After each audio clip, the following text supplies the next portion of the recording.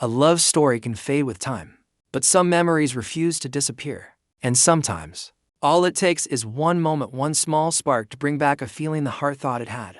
Forgotten. Soft morning light spreads across Beverly Hills, washing the quiet streets in gentle gold.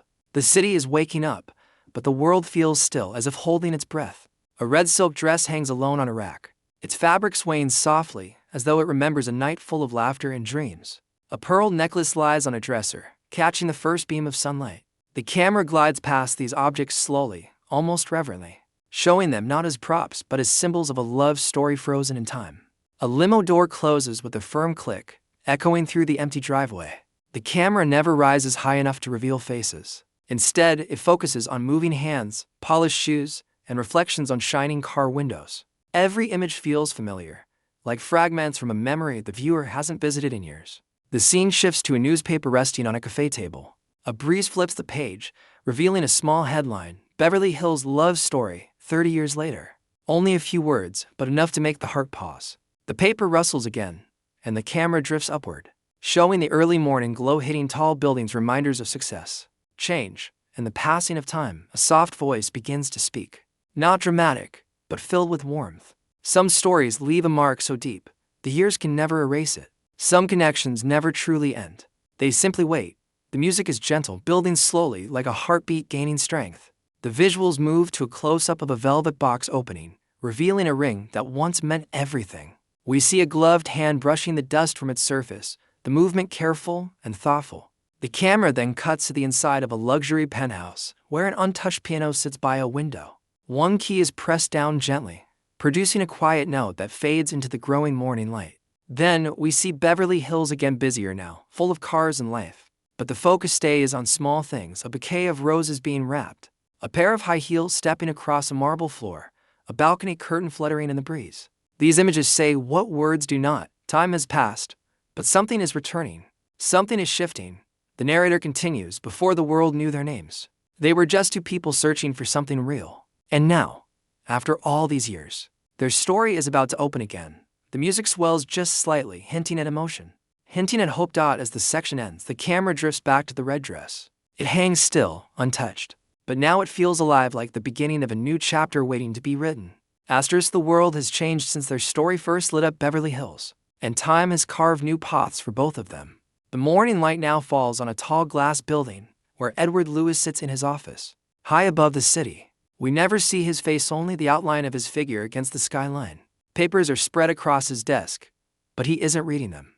His hand rests on a framed photo turned slightly away, as if he is afraid to look directly at what it holds. The city moves below him, but the room feels still, heavy with quiet. A soft ticking clock fills the background. Edward closes a file with a gentle but tired motion. His life is successful, polished, disciplined, yet empty in a way only he understands. The camera follows him as he walks across the office. His steps are steady, measured, practiced. When he stops at the window, his reflection is faint, a reminder of a man who has gained everything the world told him to want, but somehow lost the one thing he never found again. Cut to a different world entirely.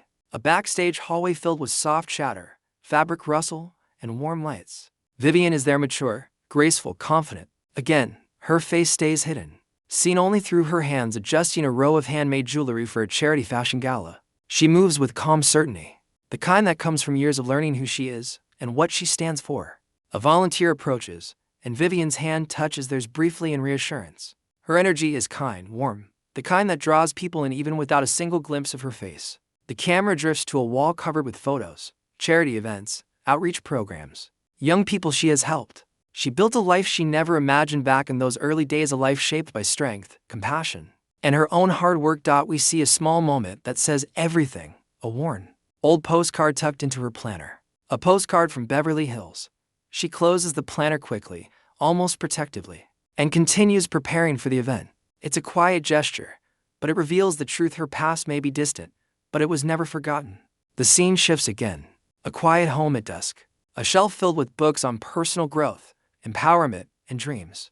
The camera glides over them before settling on a soft lamp in the corner. Vivian switches it on with a gentle touch. Light fills the room, warm and comforting, but her shadow stretches long across the wall, showing a hint of loneliness hidden beneath her strong exterior. Then, the narrator returns, Years can change the world, but they cannot erase the moments that shaped a heart. The music deepens.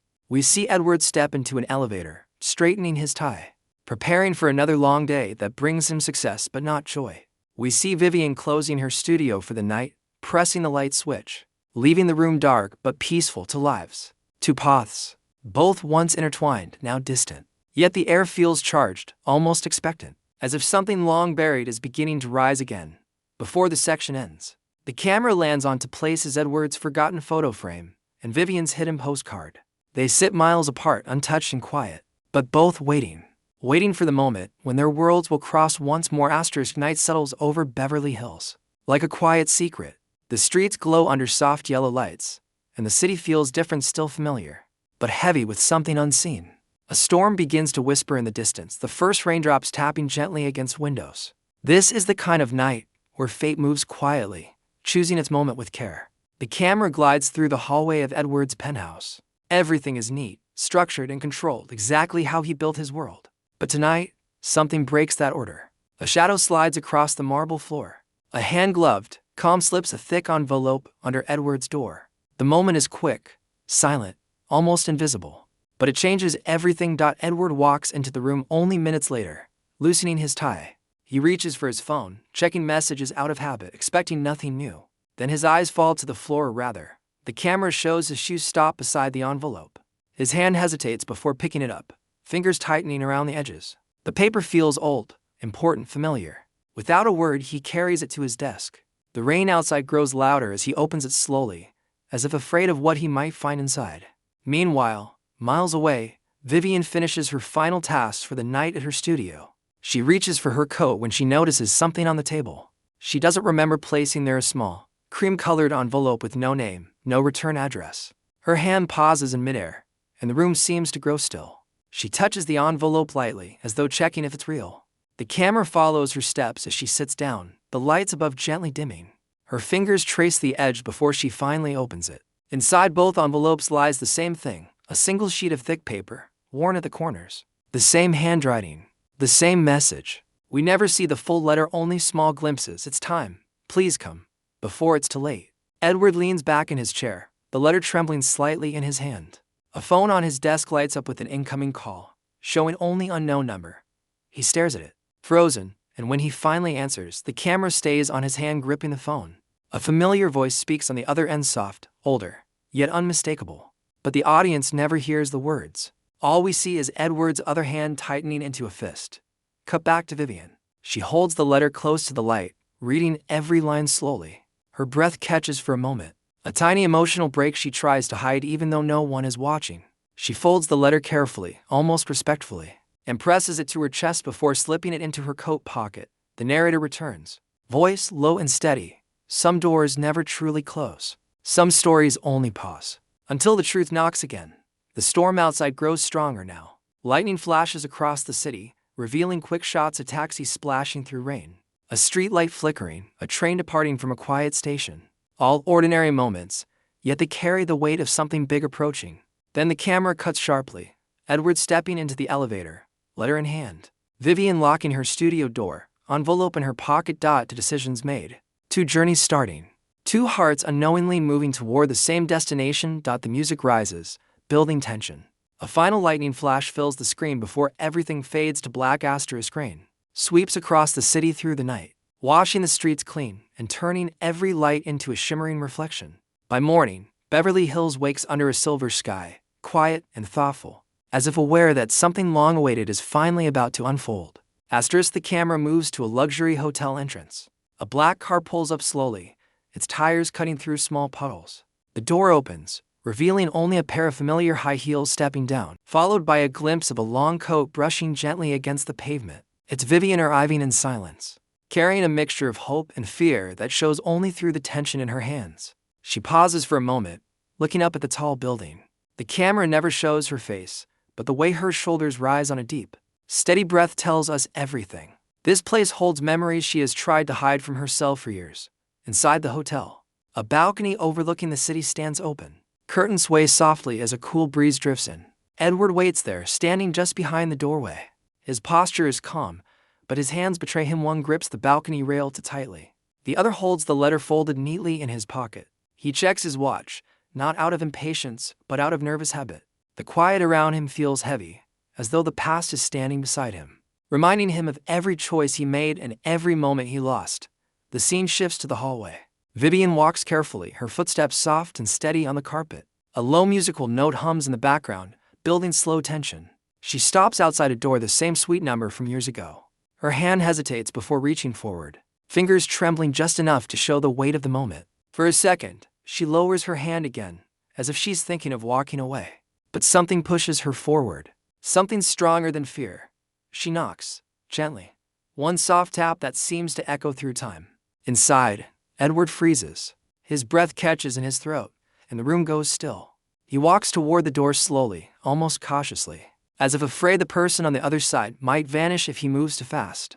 The camera captures only the tension in his movements, the slight shake in his hand, the shift of his shadow on the wall. He opens the door.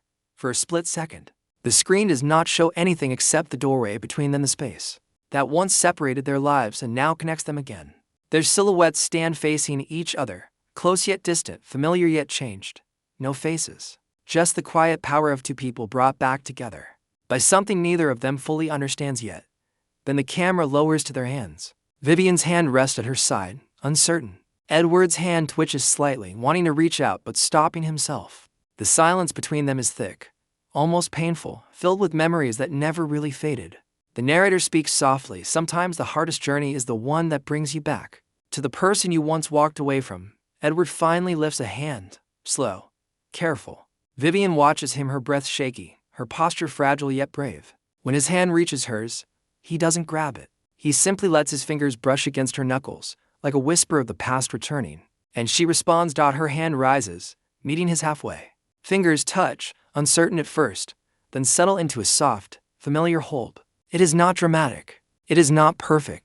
It is real to people reaching for something they lost, something they once thought they'd never find again. Outside, the rain stops. Sunlight breaks through the clouds. Glowing warm on the balcony behind them, they step inside together. Slowly, quietly.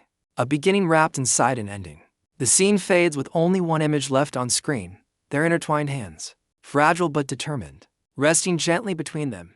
The reunion brings warmth, but warmth is fragile. Morning light spreads across the hotel suite, soft and gold, but it cannot hide the shadows forming around their lives. The camera opens on Edward's desk, stacks of files, contracts, and documents stamped with heavy legal seals. One paper lies on top, its title bold and cold, Dissolution of Empire. His hand rests on it, unmoving, as if he's been staring at it for hours. He drags the document closer. The camera never shows his face, only the tightness in his jaw, revealed through the reflection on the polished surface of the desk. Edward's company, the empire he built with a lifetime of discipline, is under threat. Not from the market, not from chance, but from people he once trusted. The trailer shows a flash of a shadowy figure walking down a hallway, a blurred reflection on a glass door, a signature scribbled in a hidden deal. These glimpses are fast, sharp, unsettling, like pieces of a puzzle meant to warn, not explain. The scene shifts to Vivian. She stands in a bright, open room filled with volunteers and creative workstations. The atmosphere is warm, but her expression, hidden just off camera, is troubled. She listens as a young organizer explains that the charity funding has been cut. Their biggest program, one that helps girls chase dreams she once thought were impossible, is now at risk of closing. Vivian's hand grips the edge of the table. Her voice is steady, but her breath visibly shakes. She looks at a wall filled with photos of smiling faces from past events. A soft piano note plays, carrying quiet grief. Vivian steps away from the group and moves into a small back room. Alone, she reaches into her coat and pulls out the letter from the mysterious envelope. She holds it tightly, as though trying to understand what force has pushed her life back into Edward's world. Just as everything begins to fall apart, cut to Edward again. He meets with his legal advisor in a private office. We see only the advisor's hands tapping nervously on the table, and the documents sliding toward Edward. Someone has been dismantling your company piece by piece, the advisor says. The camera focuses on Edward's hand tightening into a fist. The betrayal feels personal, deep, dangerous. The narrator enters, voice low and steady. Love does not return to a peaceful world. It returns when the world needs it most. Next, the screen shows a hint of the enemy. Not fully, just a shadow stepping into a high-end office, the outline of a smirk reflected in glass. A hand releasing a contract with a destructive signature. The music grows darker, richer, full of tension. Vivian's challenge grows too. She receives a call short, upsetting. The camera stays close to her hands as she grips the phone tightly. Someone is threatening the future of her charity, using influence and money to block her projects. The reason is unclear, but the timing is too sharp to be a coincidence. As they face these challenges separately, the trailer cuts between them, Edward standing alone in his dim office, city lights flickering behind him. Vivian reviewing budgets and letters late at night, her desk lamp creating a lonely glow. Two battles, two fires pressing in on them, and both battles seem connected to the mysterious message that brought them together. In a powerful moment, Edward walks onto the hotel balcony. Vivian steps out slowly beside him. Their silhouettes stand against the fading sun. Two figures facing storms they never expected to fight again. The camera focuses on their hands not touching, but so close that the distance between their fingers feels like a question. Edward breaks the silence first, not with words we hear, but with a gesture. He places the folded threat-laced document on the table between them. Vivian watches him, then lays her charity papers beside his. To problems. Two hearts. One crossroads. The music rises, dramatic and full of gravity. The narrator speaks the final line of the section. Some challenges arrive not to break them, but to bring them back to each other. The screen fades to black. Asterisk life begins to speed up around them, as if the universe has decided that once two hearts return to the same path, nothing should move slowly anymore. The screen fades from black into a quick flash of Beverly Hills glowing under a bright afternoon sun. A soft wind moves through the palm trees, and the city seems alive with new energy, and energy neither Edward nor Vivian expected to feel again. The montage begins with a slow-motion shot of Vivian walking through a busy street, her heels clicking in a steady rhythm. The camera focuses on the gentle sway of her dress, the way her hand brushes past storefronts decorated with memories of who she used to be. A couple holding hands crosses in front of her, and she pauses just slightly, as if reminded of a love she once thought belonged only to her youth. Cut to Edward. He stands in the center of a grand office lobby, people rushing around him, speaking quickly, handing him documents. But he isn't listening. His attention is elsewhere, on the world outside the tall glass windows. His reflection stares back at him, older, more complicated, yet more awake than it has been in years. The music rises, warmer now, and the montage shifts to a rooftop garden. Vivian stands at the edge, looking out over the city. Edward steps behind her, keeping a respectful distance. No words are exchanged, but something unspoken passes between them, something fragile, something familiar. The wind lifts her hair, and the quiet between them feels heavier than the noise of the entire city below. Next, we see Vivian alone in a dance studio. The lights are dim, and soft instrumental music plays through the speakers. She moves through slow steps, not with the excitement of her past, but with the grace and wisdom of her present self. Her movements are gentle, thoughtful, like she's trying to find a part of herself she forgot existed. The camera cuts to the mirror in front of her. Her reflection is blurry, but her determination is clear. Then Edward appears in the doorway behind her, watching silently. His posture is steady, but there's a softness in the curve of his shoulders. He doesn't interrupt. He simply lets her finish, understanding that some things must be felt before they can be shared. The montage shifts again, faster now, the two of them walking side by side through a night market full of lights and music. Edward handing a small bouquet to a street vendor, leaving it quietly at Vivian's side without a word.